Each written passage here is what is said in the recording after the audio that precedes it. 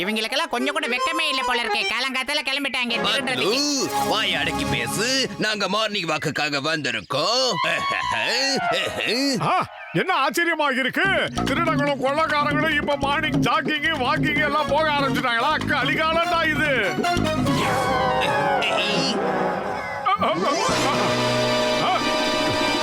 என்ன சோம்பேறி இதை தூக்கி போனான்னு தெரியலையே. என்ன நன்றது?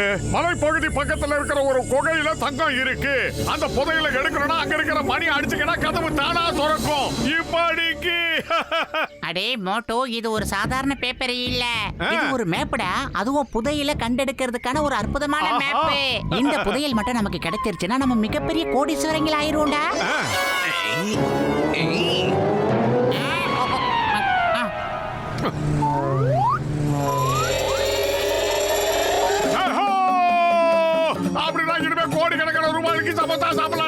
அடே வீங்கன வாயா, இப்ப கூட உனக்கு அதே சமோசா தானா? இப்ப நாம உடனே கிளம்பி அந்த கருப்பு மலை இருக்கு அந்த குகைக்குள்ள போய் ஆகணும்டா. சீக்கிரமா. நாளைக்கு விளையாட்டு காட்டுறீங்களா? இப்ப இவனுக்கு என்ன பாடுபட போறாங்கன்னு பாருங்கடா.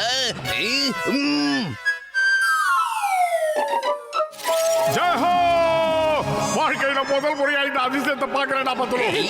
அடே நீ இப்ப பாத்துக்கிட்டே இருக்காதடா, சீக்கிரமா அந்த பெல்லை அடிடா. அப்பதான் ஏதாவது நல்லது நடக்கும். இதுல எந்த பெல் சரியான பெல்?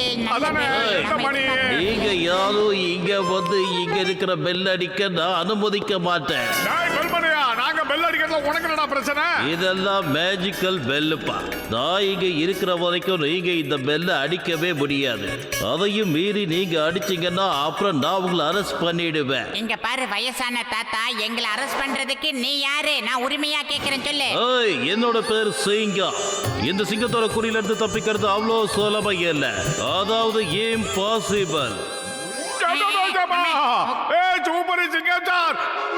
கமல் கூட இந்த அளவுக்கு கெட்டப்ப போடல. தசாவதார கமல் மாதிரி ஏகப்பட்ட கெட்டப் போடுறீங்க. சூப்பரா இருக்கு.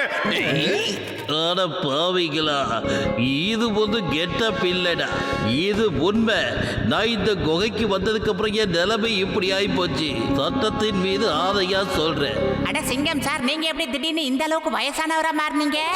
அது வந்து ஒரு பெரிய கதை மோட்டு பத்துலோ. அந்த பெரிய கதையை சுருக்கி சும்மா ஒரு வரியில சொல்லுங்க பார்க்கலாம். நான் வண்டியில போயிட்டு இருக்கும் போது திடீர்னு ஒரு பேப்பர் காத்துல பறந்து வந்துச்சு. ஜீப்புக்குள்ள வந்து விழுந்தது.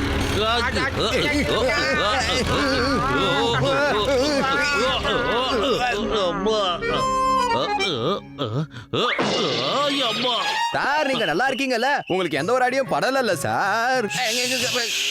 நான் இப்ப என்ன யோசிக்கிறேன்னா, இந்த பேப்பர் பறந்து ஏன் மேல வந்து விழுந்தது?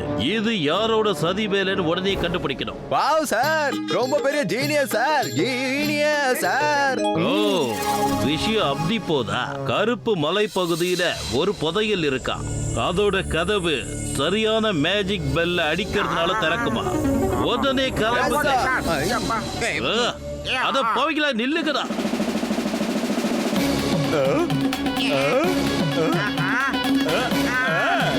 நான் அந்த பேப்பர்ல இருக்கிறத படிச்சேன். அப்புறம் நேரா இங்க வந்து பெல்ல அடிச்சேன். இது எல்லாமே மேஜிக்கல் பெல்ஸ். ஒருவேளை தப்பான பெல்ல நாம அடிச்சிட்டோம்னா இந்த நிலைமை தான் ஏற்படும். அம்மா, உங்க கதையை கேட்கும் போது எனக்கு அப்படியே சிரிப்பா வருது. இல்ல இல்ல, அதை தப்பா சொல்லிட்டேன். சாரி, எனக்கு ரொம்ப வருத்தமா இருக்கு. ஆனா இந்த மாதிரி இக்கட்டான நேரத்துல கூட இருக்க வேண்டிய கான்ஸ்டபிள் உங்களை தனியா தவிக்க விட்டு போயிட்டாங்களே, அவங்களுக்கு எல்லாம் மனசாட்சியா கிடையாதா? அவனுங்க கூட இங்கதான் இருக்காங்க. எனக்கு அப்புறமா அவனுங்க 2 பேரும் அந்த மேஜிக்கல் பெல்ஸ் அடிச்சாங்க. ஏரா பேரி. Yes sir. அடா இவனுங்க என்ன இப்படி மாறிட்டானுங்க? இங்க பாரு மோட்டோ, கரெக்டா 3 பெல் அடிச்சாதான் நம்ம எதிர்பார்க்கிற அந்த குகை திறக்கும். இப்ப இங்க இருக்கிற பெல்ல எது சரியான பெல்லுங்கிறது டாக்டர் டட்கா சாருக்கு மட்டும் தான் தெரியும்.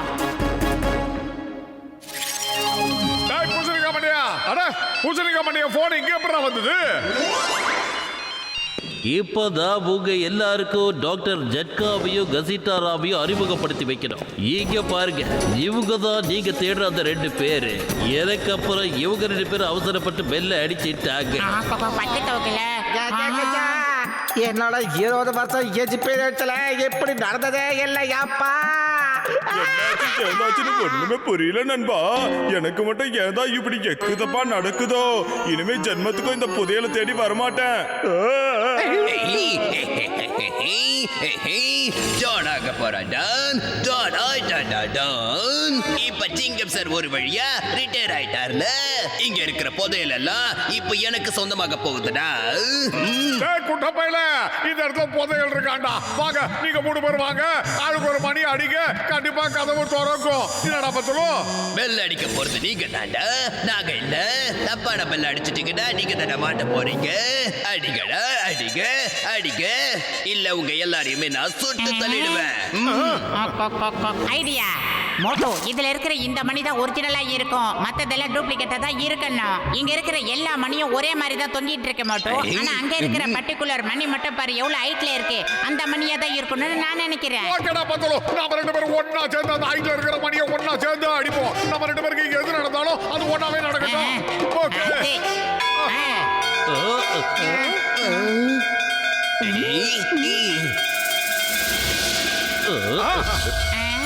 சூப்பர் ஐடியா, பிரமாதமா ஒர்க் அவுட் ஆகுது.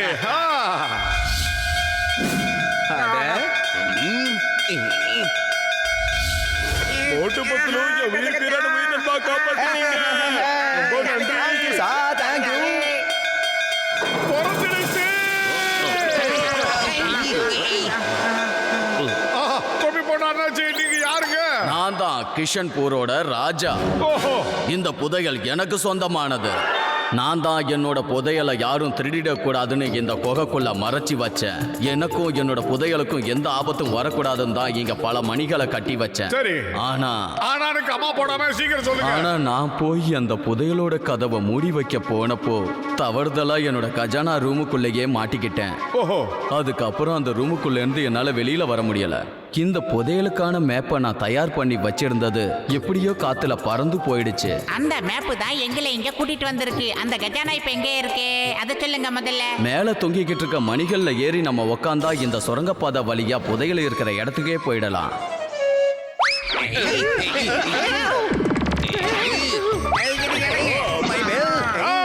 புதையல் ராஜா சாருக்கு சொந்தமானது. அந்த புதையல் அவருக்கு மட்டும் தான் கிடைக்கணும். கிடைக்க விடுவேன்.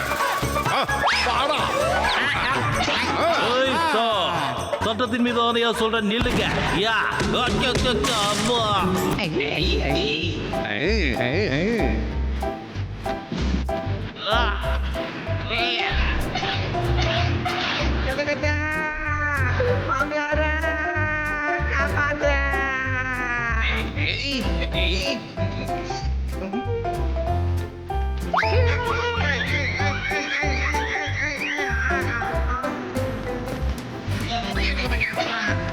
பத்திரம் வழியில காலியா இருக்கும். எனக்கு போக வேலை செய்யாது. உனக்கு தெரியாதடா. ஏதாவது ஐடியா அந்த சீக்கிரமா சொல்லு. நான் பண்ண பையல சீக்கிரம் சொல்லு. ஐடியா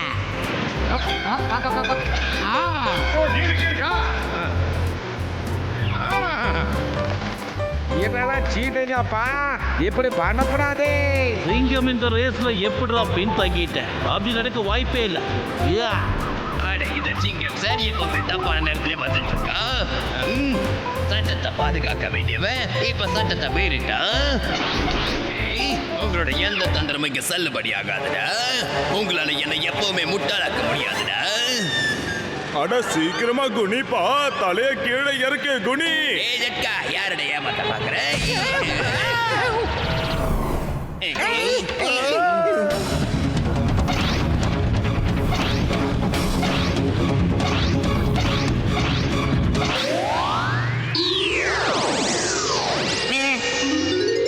இங்க இருக்கிற புதையல எவனா கைய வச்சுக்க, அவ்வளவுதான். இந்த புதையல் ஒட்ட மொத்தமா ராஜா சாரோடது. அவருக்கு மட்டும்தான் இது சொந்தம். ஏய் ஜானாக போறேன்டா. ஜோடி பாய்ட்டா டான். இந்த புதையல நான் எடுக்க போறேன்டா. என்ன யார் தடுக்க போறேன் நான் பாக்குறேன். அண்டா பையல வாடா குட்ட.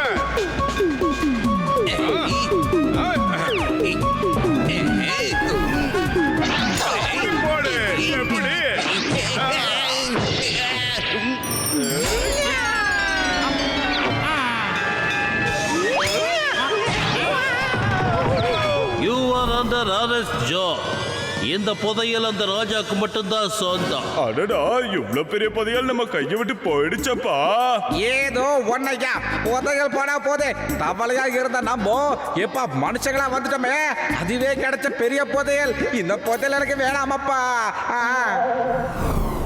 நீங்க எல்லாரும் என்னை தேடி கண்டுபிடிச்சிட்டீங்க. அதனால உங்க எல்லாருக்கும் நான் நன்றி சொல்றேன். நீங்க யாரும் கவலைப்பட தேவையில்லை.